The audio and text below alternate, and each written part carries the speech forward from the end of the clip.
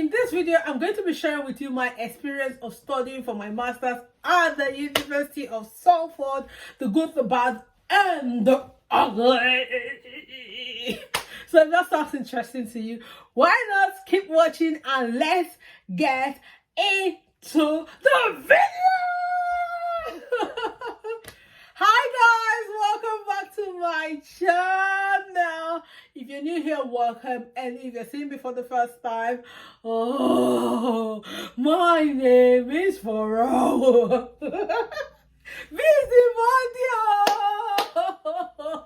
Busybody. My name is Furo. Please consider joining the farm by hitting the subscribe button, turning on your notification bell, and giving this video a thumbs up. Wondering why is she so excited? Yes, I've been doing my master's at the University of Salford, Manchester, United Kingdom, and I just finished my master's, and I want to share with you my experience of studying at the University of Salford. It's like a review I want to give to them. So if you are ready, get a cup of coffee, cup of drink, and sit down and let's get into the video. So I came here in March of 2021 to do my master's. Yes, precisely on the 14th of March 2021. That was when I got into the UK.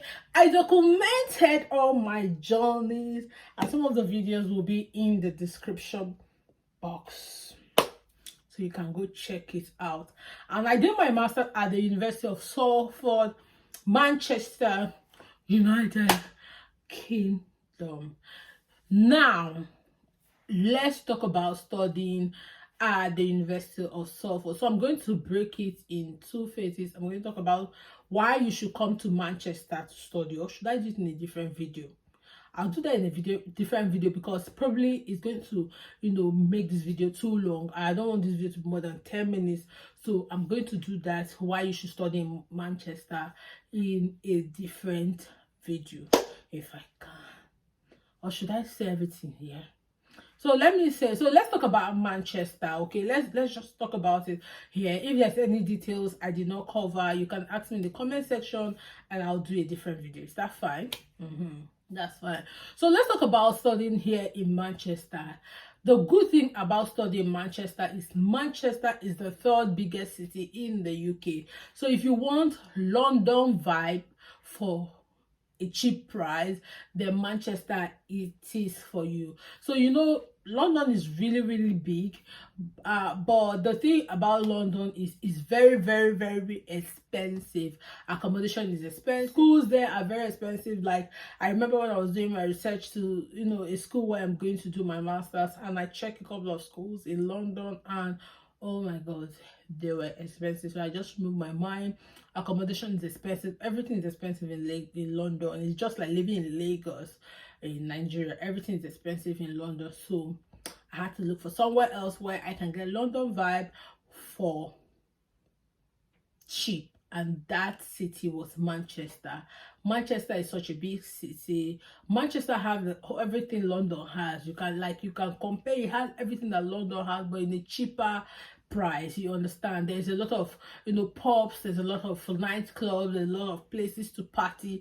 Most importantly, there's a lot of jobs for students. Like, you can never run out of job for yourself as a student in Manchester, because work, they pursue people for Manchester. Okay, so there's a lot of jobs here for Manchester, which was very important for most students that are coming to study here. You need money to maintain, to keep up with the Jones. Not the Jones, but you need money now to keep up with yourself. So Manchester is that city for you. So everything you need in a big city: jobs, you need social life, you need to groove. There's a lot of places to groove that are affordable than London. And there's also, like, accommodation here are cheap. So if you don't have accommodation for like the main cities like Manchester, you can go to the outskirts cities where you can get affordable accommodation, and it's still not far from University of Salford. So If you be following my video, you know I've been doing all these videos. Yeah, so that is it. So let's get into studying in Salford. I feel if you're a Nigerian, if you studied in Nigeria and you intend coming here to the UK to do your master's, sister, Salford should be #1 in your list. But if probably you don't get it, then you start thinking of other schools. But Salford should be #1 on your list. You know why? Because I think Salford, they sat down, they structured their whole system to suit Nigerian students. So Nigerian students should be studying in Salford. What do I mean by that? #1, Salford SGG president is in Nigerian. Most of the lecturer positions that students handle that I Salford, they are all Nigerian. So you see people to help you. Apart from that, you see people that understand what you're saying in the authority, because they, prepare these things. I don't know how come, but their SG president, Nigerian secretary, this person, that person, almost like all the positions. Sometimes I feel like it's only Nigerians that are attending Salford, because I never had the opportunity of meeting any other set of people. I knew there's a couple of Indians there, but I feel Salford is a Nigerian school. Now that's about the social life. Then let's talk about the teaching. I was talking with a friend of mine that was going to a particular university. I'm not going to mention the name of the university. She told me that immediately they came, they started telling, maybe half of their program, they started telling them to write proposal. And I was telling her, how they would tell them to write proposal for dissertation? No. But so for they will make sure you're grounded. They will teach you before they start telling you to write proposal. They don't tell you from the beginning to write proposal, because if you're someone that is coming from Nigeria, you'll be confused. So if you get what I mean. So for the academics arrangement or the academics setting is set for Nigeria. What do I mean by that? They understand our shortcomings. They understand the lapses in our educational system, and they structure their own structure to fit us. How? #1, they have classes for everything that you could have shortcomings as a student that studied in Nigeria. For example, look, we have a lot of shortcomings in Nigeria. For example, I did science in my secondary school, and for a long time, I did not know what parapet was. I did not know how to titrate until I finished SS3 and probably went to a better school. That's why I said understanding what, titration and what parapet was, what butter was.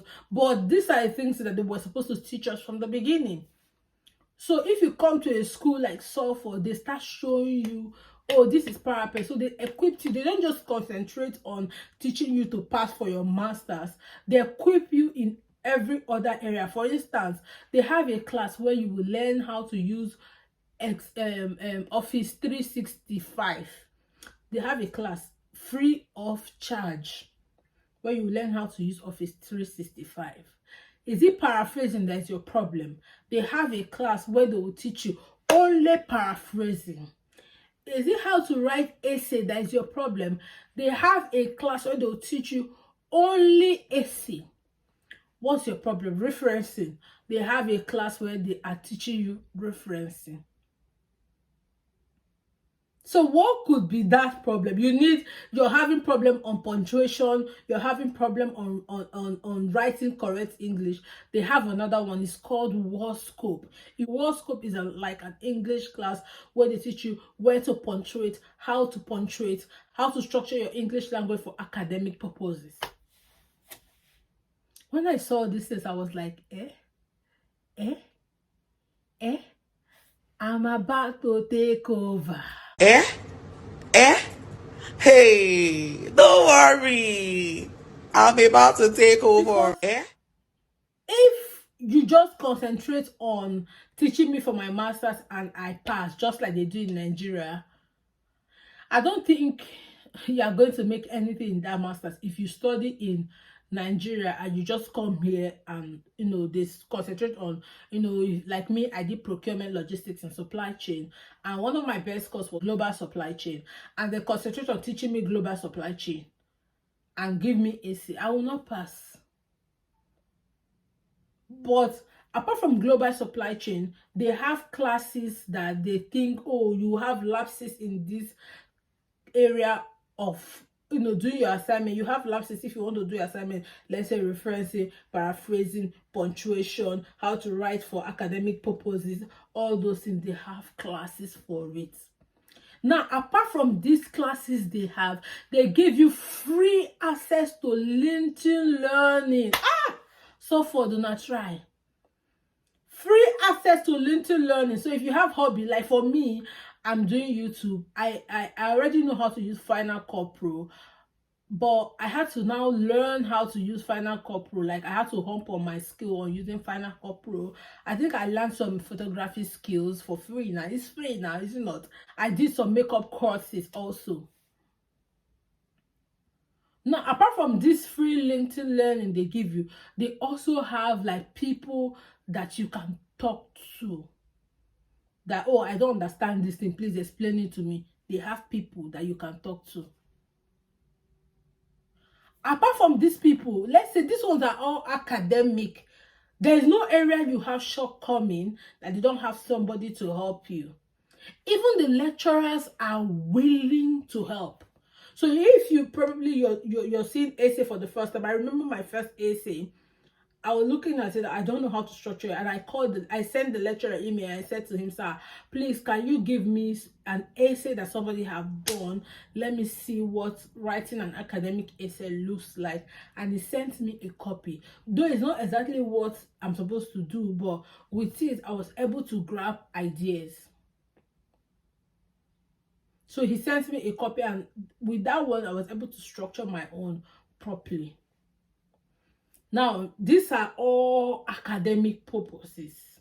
Now, let's talk about your mental health. They have a team. Let's say you're struggling with something that is bothering your heart and you need someone to talk to, you need someone to confide in, and you don't want to confide in Furo, or you don't want to confide with your friend Agnes, or you just need an external body to talk about.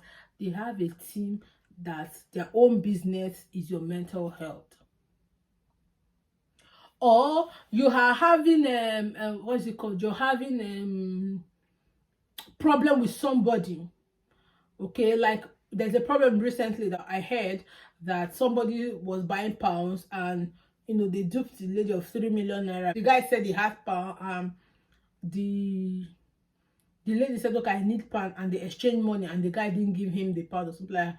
That kind of problem, you can tell the school. They have people that are ready to help you with those kind of situation. So they don't just bring you from Nigeria as their student and just dump you. What is important to them is the money. No, they still have resources to help you scale through this phase that you are in. So when they say we are part of your progress, we are part of your masters, they were part, as in considering my own experience. Now, apart from all these things, they have a library, online library full of academic resources that can help you in any area.